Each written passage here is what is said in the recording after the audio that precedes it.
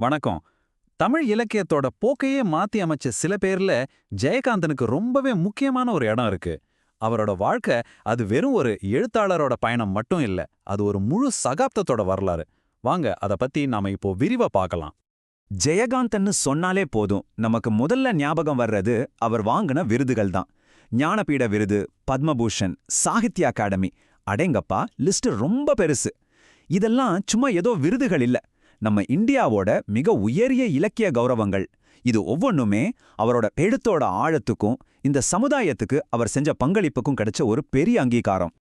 ஆனா இங்கதான் ஒரு பயங்கரமான ஆச்சரியம் காத்துட்டு இருக்கு. என்ன தெரியுமா, வெறும் 5வது வரைக்கும் தான் படிச்சிருக்காரு. அப்படியே ஒருத்தரால எப்படி இவ்ளோ பெரிய உயரத்தை தொட முடிஞ்சுது? இந்த ஒரு கேள்விதான் ஜெயகாந்தனோட வாழ்க்கையே ரொம்ப சுவாரஸ்யமான ஒரு புதிரா மாத்துது. சரி வாங்க, இதுக்கான விடைய நாம தேட ஆரம்பிக்கலாம்.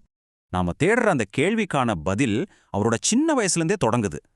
கடலூர்ல ஒரு விவசாய குடும்பத்துல பிறந்த ஜெயகாந்தனோட ஆரம்பகால வாழ்க்கை அது நாம நினைக்கிற மாதிரி அவ்வளோ சுலபமாலாம் இல்ல.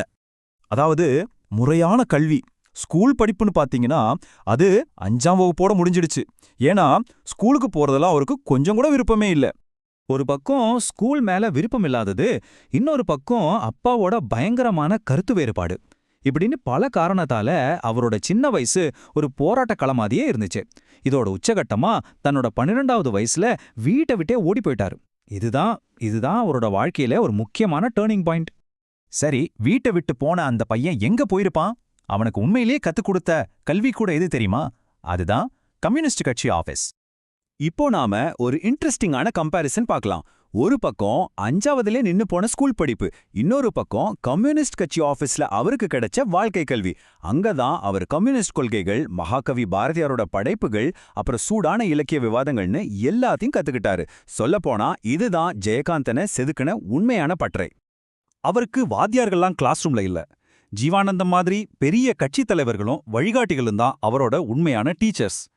அவங்களோட பேச்சும் விவாதங்களும் தான் ஜெயகாந்தனோட சிந்தனையை தீட்டி கூர்மையாக்குச்சு. இந்த அனுபவம் இதுதான் அவரோட எழுத்துக்கு ஒரு அசைக்க முடியாத அடித்தளமா இருந்துச்சு. இப்படி ஒரு வித்தியாசமான வாழ்க்கை அனுபவத்திலிருந்து கிடைச்ச அறிவோட ஜெயகாந்தன் எழுத்து உலகத்துல ஒரு புதிய சகாப்தத்தையே உண்டாக்குனார். அதுவரைக்கும் தமிழ் இலக்கியம் பேசவே தயங்கின விஷயங்களை, அதாவது விளிம்புநிலை மக்களோட வாழ்க்கைய, அவங்களோட வலிகளை, கோபத்தை ரொம்பவே தைரியமா தன்னோட எழுத்துல பதிவு செஞ்சாரு. 1950கள்ல பத்திரிகைகள்ல எழுத ஆரம்பிச்சார். ரொம்ப சீக்கிரமாவே மக்களோட கவனத்தை ஈர்க்க ஆரம்பிச்சுட்டார். அப்புறம் பாருங்க, 1972ல சாகித்ய அகாடமி விருது அவருக்கு ஒரு தேசிய அங்கீகாரத்தையே கொடுத்துச்சு.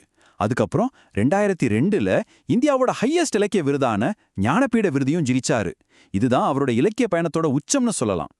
ஜெயகாந்தனோட தாக்கம் வெறும் புத்தகத்தோட நிக்கல.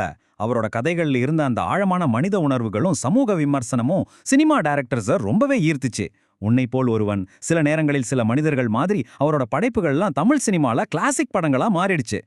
அவரே ஒரு டைரக்டரா 3 படம் எடுத்திருக்காருன்னா பாத்துக்கோங்களேன். இது அவரோட மல்டி டேலண்ட்டுக்கு இன்னொரு பெரிய உதாரணம். அப்போ ஜெயகாந்தன்னா யாரு? வெறும் ஒரு ரைட்டரா? இல்லவே இல்ல.